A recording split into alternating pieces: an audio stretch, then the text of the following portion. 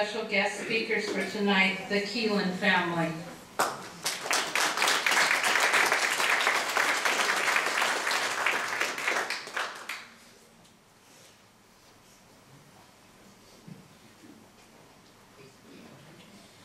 So that was our old video, so I'll update you some of the new information.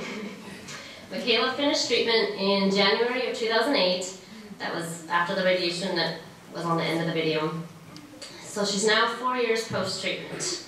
She has permanent heart damage from the chemo and may be on a heart medication for the rest of her life. We continue to monitor her heart function at Dornbecker Children's Hospital, as well as be on the lookout for secondary cancers that may arise from the treatment she received. Michaela was not our first family member to be diagnosed with cancer. Both of her grandfathers have also had cancer. My dad had peripheral T-cell lymphoma in 2000 and lost his battle in 2001, 6 days before our wedding. Leo's dad was diagnosed with kidney cancer in 2006 and has been battling it ever since. As Michaela continued to beat the odds of her cancer returning, our family was hit with more devastating news. In October of 2009, I started having abdominal pains, very similar to labor. That led to a CT, followed by a colonoscopy, and then surgery on November 11th to remove my transverse colon.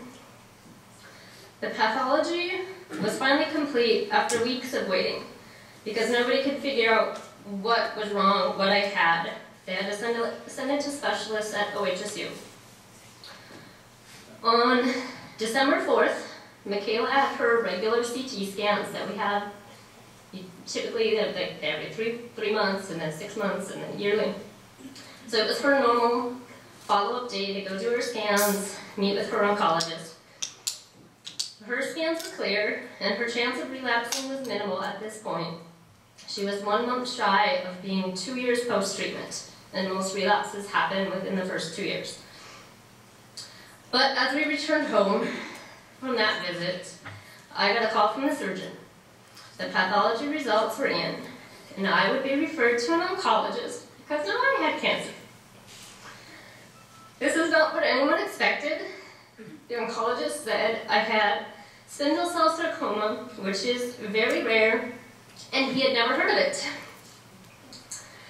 This is a type of soft tissue sarcoma, similar to what Michaela had. Hers was also a soft tissue sarcoma. They're very aggressive, very hard to beat, and they like to come back. Surgery was the only known cure for my cancer, as no chemo or radiation had been proven effective. So for now, that was it. Surgery had already taken place, and there was nothing else to do besides the regular follow-up scans. That seemed really easy. I remember thinking about Relay for Life. We had walked the survivor lap with her, and I was a caregiver. Now I would walk the survivor lap as a survivor and a caregiver.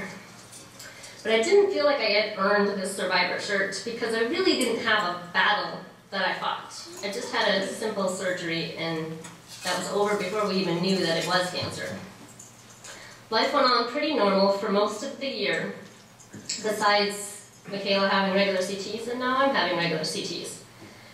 But then in August of 2010, something didn't look right in my scan. The next scan was set for November 8th. They felt no reason to rush it. We just followed the normal plan. 4 days after that scan, I received another call from the oncologist. The cancer had spread to my liver. So now I have stage 4 cancer that nobody knows how to beat. December 7th, they removed 40% of my liver. Surgery alone wasn't going to be enough this time. OHSU had a clinical trial that I qualified for, but it's experimental and not covered by insurance. We saw 3 different oncologists.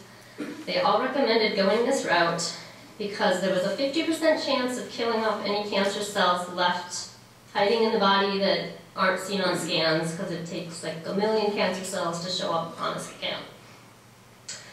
The study was successful when it was done on mice in the lab, but this was the first time giving it to humans. So I'm the guinea pig. In January of 2011, I started this 20-month trial. It is randomized, and it's a double-blind trial. So I don't know if I'm receiving the vaccine that's supposed to seek out cancer cells and destroy them, or the placebo. OHSU doesn't know what I'm getting either. You may be getting what could save your life, and you may not. We will never know.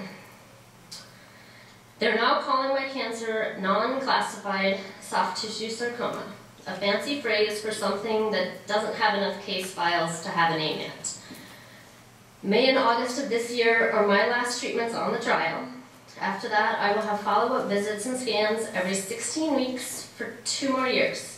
And I just had a scan in January and everything is clear, there's no sign of cancer. With each clear scan,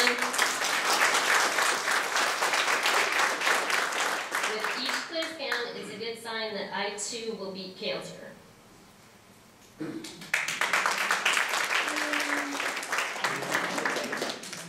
My name is Keelan and I beat it.